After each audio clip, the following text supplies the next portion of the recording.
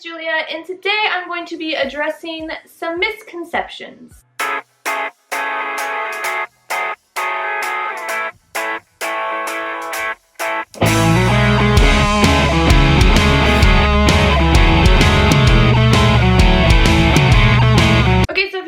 Seen by the title of this video, I'm going to be addressing some misconceptions about the book box world. I have been running a book box for a year and a half now called the Bookie Box, and in doing so I've learned a lot and I've encountered a lot of different kinds of people, and I just wanted to kind of address some of the questions that I get on a daily basis and actually some of the criticism I get on a daily basis and a lot of other boxes get on a daily basis. I'm friends with a lot of the other creators of a lot of the other book boxes, and I think a lot of us deal with a lot of the same thing. And so a lot of the book boxes that you see besides like Owl Crate and Fairy Loot are small companies. They're people who are running businesses out of their house or have fulfillment centers that help them, but they're still doing a lot of the work. And Fairy Loot and Owl Crate are bigger companies, so they have people helping them a lot. They have a lot more people working for them this is what I've seen. They have fulfillment centers and things like that. They have a lot more boxes. So the first thing that I want to address is that whenever you're a smaller company, whenever you're just starting out, we all buy things off of wholesale price. So we get a cheaper price,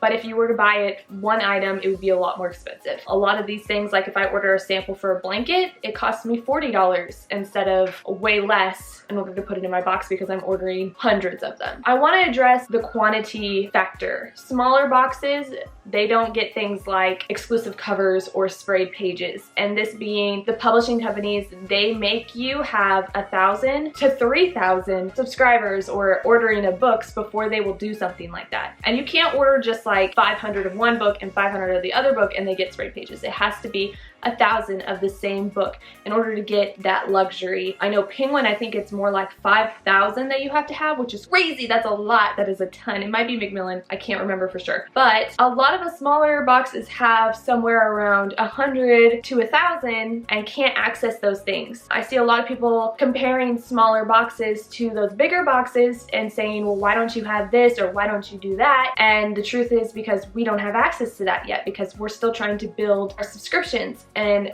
honestly, it's kind of hard because those other boxes have those amenities and people will want those amenities. So we have to come up with other ways, be more creative in other areas of our boxes to get people to subscribe versus the exclusive covers and the sprayed pages. Also, there aren't anywhere that you can get them sprayed, and a lot of publishers will not let you self-spray your books because they're worried about the chemicals in the paint and they don't want to get sued. There's one issue that I've covered. That extends also into the Chinese wholesalers and things like that. You have to have big amounts of product to get a good price on them. So I've seen people comparing products in some boxes, and yes, while some people have some really cool items, they can have access to that because they've built up to that so far, and the smaller boxes will get there eventually. But as of right now, they might have one cool item and some small items or some cheaper priced items because most of their budget was taken up by that one big item. But as they get bigger, they'll be able to add more of those big, more expensive, but they're less expensive because they're bigger items. Also, I think there's a misconception when it comes to homemade items in a box. I own an Etsy shop. I sell shirts for $20 to $25 and they sell. I sell candles for $15 and they sell. I sell all kinds of things in my Etsy shop and they sell because they're buying one of them. So I've seen people be like, well, this item isn't worth this because she made it and it cost her $4 to make.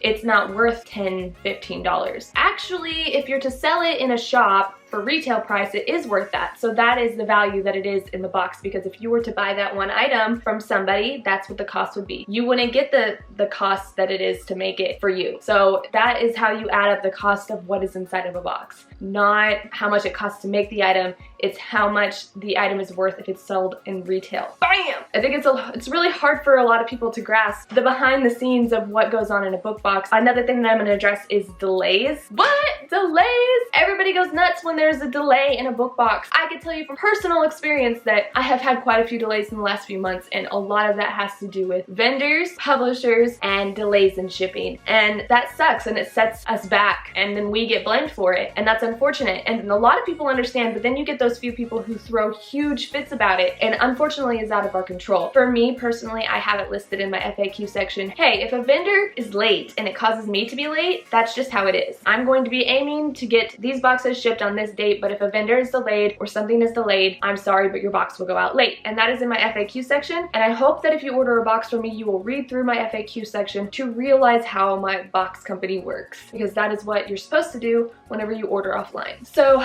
for example, I recently ordered books from a publisher. I ordered in advance, and then right whenever they were supposed to ship them, I wasn't getting notified that they had shipped. So I was getting worried. I called the publisher. They told me that they only did a certain amount of books, even though it's for a really big author. They only did a certain amount of books, and then they had to reprint them. So they told me that they had already sent out a bunch of big orders and they did not have enough to fill my order. Immediately I went into panic mode. I said, how long till I'll get these books? They said it'll be about a week. So I called back in about a week. Still, they did not have them. They said it'll be another 3 to 6 days or a week, and to call back and check in then. So I did, and at this point, I am 2 weeks late. 2 weeks late on shipping, okay? No, I'm a week late on shipping at this point. So they keep pushing it out, they keep pushing it out, they keep pushing it out, and finally I'm like, I cannot wait any longer. This is ridiculous. You guys keep telling me different dates. So I had to go and find a different vendor. I had to pay more money because you get a discount whenever you go through the publisher. And so on top of being so late,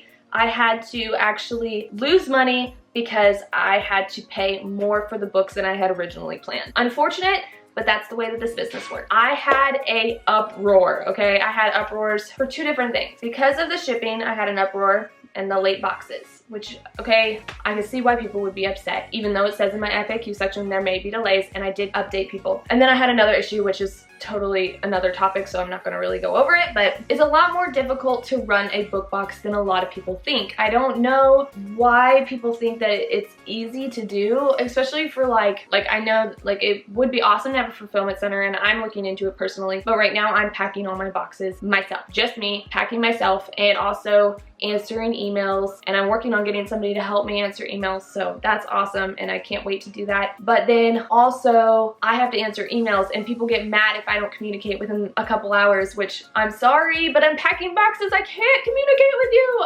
like ASAP. It's gonna take me a couple days to go through emails, especially in a time where boxes are delayed, because it is going to get crazy. I will have tons of emails. In December, I had gotten over 100 emails in one day. One day.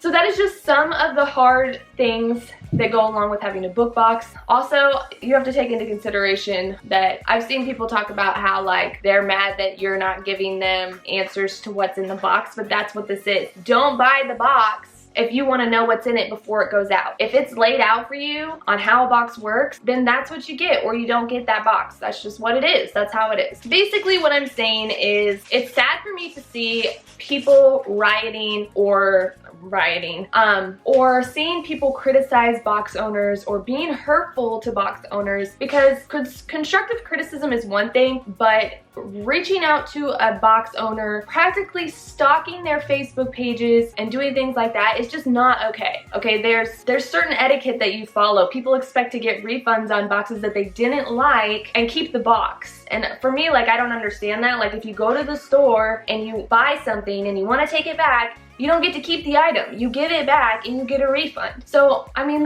there's just really ridiculous little things that book box owners have to deal with on a daily basis. And people, I feel like, need to really think about, with any business, what they're saying before they say it, and realize that there's a lot more going on than everybody realizes. So this was kind of like a rant / informative video to kind of shed some light on what actually happened. But I am about to run out of battery, so I'm gonna get off here. I hope you guys enjoyed this video. I'd like to hear your thoughts down in the comments below.